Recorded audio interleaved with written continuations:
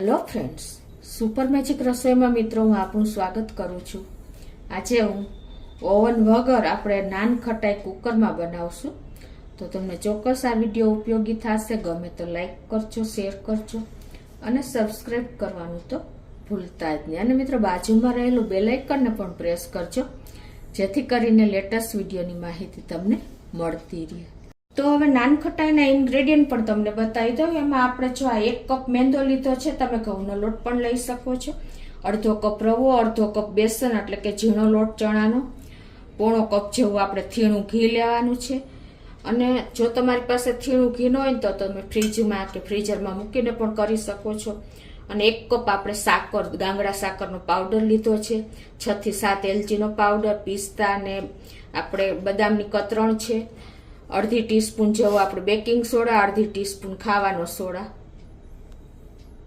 તો મિત્રો આપણે કોઈ પણ લોટ વાપરતા પહેલા છે ને હંમેશા ચાળવાનો આગ્રહ રાખવાનો. અને આમે નાન ખટાઈમાં આપણે ચાળશું ને તો એકદમ ફ્લફી લોટ આપણો તૈયાર થઈ જશે. તો આ રીતે આપણે બધા લોટને ચાળી લેશું. એ જ રીતે આપણે આ બેસનને પણ ચાળી લેશું. આપણે નાન ખટાઈ છે, કેક છે, આ બધું આપણે બનાવીએ ને ત્યારે સેજ આપણે આ રીતે ચાળીને લેશું ને તો એકદમ આપણો લોટનું રિઝલ્ટ આઈટમનું સરસ આવશે. અડધો કપ રવો પણ ચાળી લેશું. હવે આ લોટને આપણે મિક્સ કરી લેશું. અને હવે આમાં આપણે સેજ આપણે પિંચ જેટલું જ મીઠું નાખશું. એટલે કોઈ પણ મીઠાઈમાં આપણે સેજ પિંચ મીઠું નાખીને તો એનો અહેસાસ સરસ લાગે છે. અને હવે એમાં આપણે અડધી ટીસ્પૂન બેકિંગ પાવડર, આપણે જે કેકમાં વાપરી છે ને એ, અને અડધી ટીસ્પૂન આપણે બેકિંગ સોડા લીધો છે, એને પણ આપણે આમાં જ નાખી દેશું. અને 6 થી 7 એલચીનો પાવડર છે, એને પણ નાખી દેશું. અને આ બધું પાવડર આપણે મિક્સ કરી લેશું એકદમ સરસ. તો આ મિક્સ થઈ ગયા પછી હવે આપણે આ જે ખાંડ લીધી છે ને 1 કપ, એટલે કે દળેલો સાકરનો પાવડર છે, એને આપણે આમાં નાખી દેશું. અને એમાં આપણે જે પોણો કપ ઘી લીધું છે ને થીણું, એને નાખીને અને એને એકદમ આપણે ફેટવાનું છે. નાન ખટાઈનું રિઝલ્ટ તો જ સરસ મળશે. આ રીતે જો થીણું ઘી છે એકદમ. હવે આને છે ને આપણે એકદમ સરસ ફ્લફી કરી નાખવાનું છે ફેટીને. તમને ખ્યાલ જ હોય છે મિત્રો, આપણે હંમેશા નાન ખટાઈ જો ઘરે બનાવશું ને તો છે ને આપણે એકદમ સરસ રિઝલ્ટ મળશે. અને આ રીતે આપણે ઘરનું ઘી હોય, તમે ઘણા લોકો વનસ્પતિ ઘી વાપરે છે, પણ તમે ઘરનું ઘી વાપરશો ને તો એનું રિઝલ્ટ એટલું સરસ ઘરે મળશે. અને નાન ખટાઈ પણ આપણે ચોખ્ખા ઘીમાંથી બનશે. તો આ રીતે આપણે એને એકદમ સરસ ફેટી લેવાની છે. તો જો આ રીતે આપણે ફેટીને એકદમ ફ્લફી બેટર તૈયાર કરી લીધું છે. અને આ બેટર બરાબર તૈયાર થયું છે કે નહીં એ જાણવા માટે તમારે શું કરવાનું કે એક વાટકીમાં પાણી લઈ અને પછી તમારે આ રીતે જરાક નાખવાનું. જો ઉપર ફ્લોટ થાય ને તો આપણું પરફેક્ટ બેટર તૈયાર થયું છે. જો એકદમ ઉપર તરે છે પાણીમાં તો એકદમ સરસ આપણું બેટર જોઈને એવું તૈયાર થઈ ગયું છે. હવે આપણે જે આ લોટ ચાળ્યા છે ને ત્રણેય, મેંદો, રવો અને બેસન, એ આપણે આમાં નાખી દેશું. આપણે આમાં પાણીનો બિલકુલ ઉપયોગ નથી કરવાનો, પણ આ રીતે જ આપણે એને આ બેટર બધું જે બનાવ્યું છે ને એમાં જ મિક્સ કરી લેવાનું છે. આ રીતે આપણે હાથેથી જ મિક્સ કરી લેશું. તો આ રીતે જો આપણે મિક્સ કરી લીધું છે.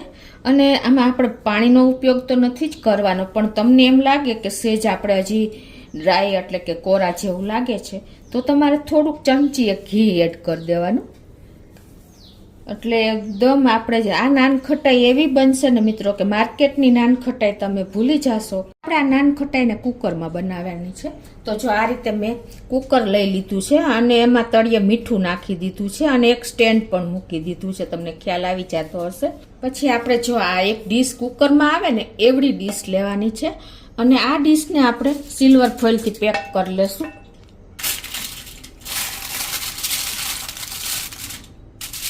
આ રીતે આપણે એને લગાવી લેશું.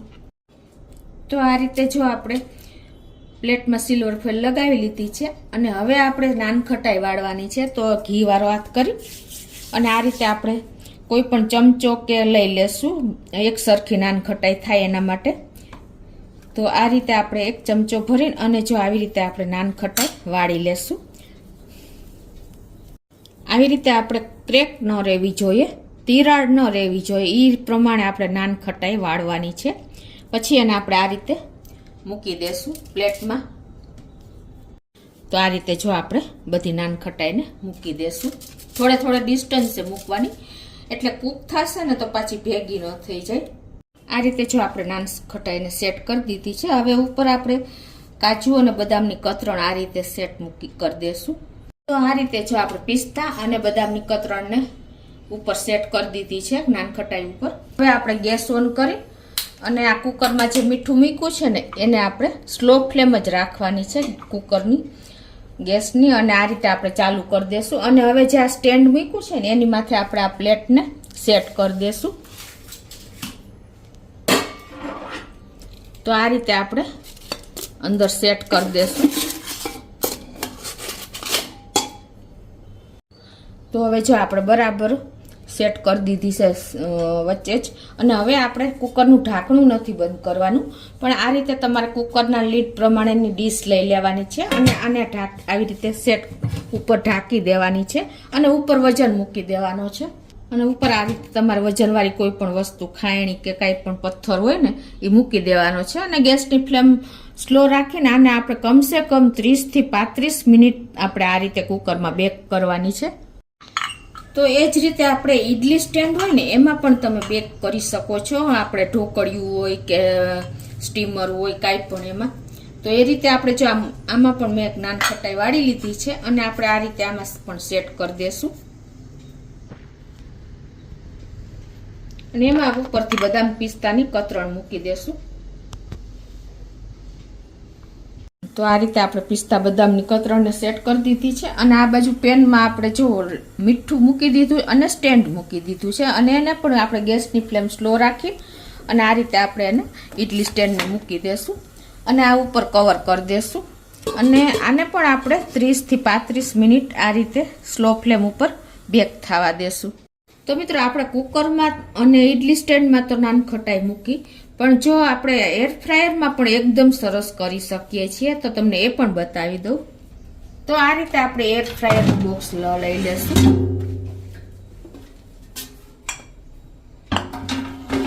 અને એમાં આપણે બધી નાન ખટાઈને થોડા ડિસ્ટન્સે સેટ કરી દેશું. તો આ રીતે આપણે થોડા ડિસ્ટન્સે બધી સેટ કરી દેશું. તો હવે આપણે આ રીતે એર ફ્રાયરમાં મૂકી દેશું અને આપણે ઓન કરીને 180 ડિગ્રી ઉપર 12 થી 15 મિનિટ આપણે એને થવા દેશું.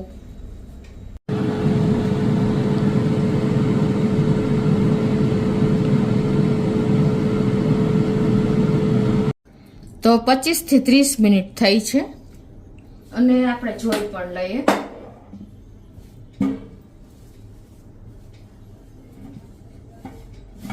તો જો આપણી નાન ખટાઈ શેકાઈ જ ગઈ છે.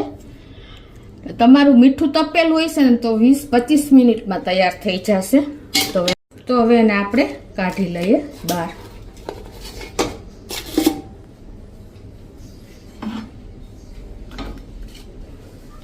તો હવે આને આપણે ઠંડી થાય ને પછી ખોલશું. એ જ રીતે આપણે જો ઇડલી સ્ટેન્ડમાં મૂકી છે ને એ પણ જો એકદમ સરસ થઈ ગઈ છે. તો એને પણ આપણે બહાર લઈ લેશું. તો આને પણ આપણે ઠંડી થવા દઈએ. તો જો આપણે 15 મિનિટ થઈ ગઈ છે 180 ડિગ્રી ઉપર અને આપણી નાન ખટાઈ પણ તૈયાર થઈ ગઈ છે. તો આપણે કાઢી લેશું.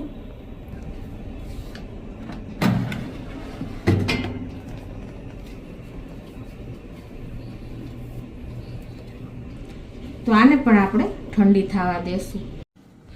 તો મિત્રો જો આપણી નાન ખટાઈ પણ તૈયાર થઈ ગઈ છે. તમને બતાવી પણ દઉં. જો એકદમ સરસ શેકાઈ ગઈ છે અને આપણે એકદમ નીકળી પણ જાય છે. જો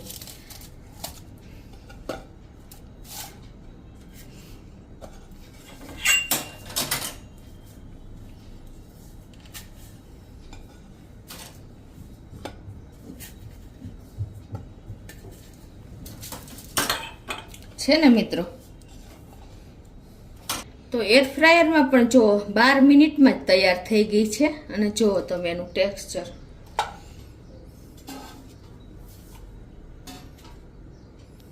તો મિત્રો તમને બતાવી પણ દઉં કે એકદમ સોફ્ટ આપણી નાન ખટાઈ થઈ છે, રૂ જેવી. જુઓ, અડતા જ તૂટી જાય અને મોઢામાં મૂકતા ભૂકો થઈ જાય ને એટલી સરસ આપણી નાન ખટાઈ તૈયાર થઈ છે.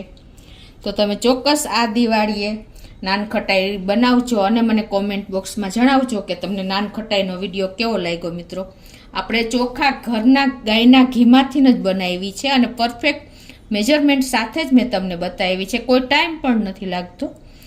તો તમને ગમે તો લાઈક કરજો, શેર કરજો અને સબસ્ક્રાઈબ કરવાનું તો ભૂલતા જ નહીં.